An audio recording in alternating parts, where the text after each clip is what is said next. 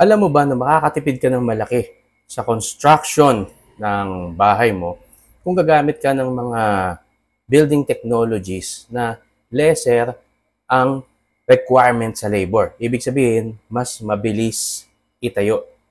Kasi lumilitaw ngayon, ayon sa experience namin bilang mga builders, na hindi na nagkakalayo yung presyo ng labor sa materials. At ang totoo, may mga activities sa construction na minsan nga, mas mahal pa yung labor. So kung gagamit ka ng mga building technologies na hindi masyadong kailangan ng maraming panahon, maraming tao para mabuo at maitayo, mas makakatipid ka. Ano-ano yon? Halimbawa, imbis na yung conventional na reinforced concrete ang yung framing, baka isipin mo na gumamit ng iba pang mas lightweight na pamamaraan kagaya ng steel framing, light gauge, metal framing at iba pang paraan.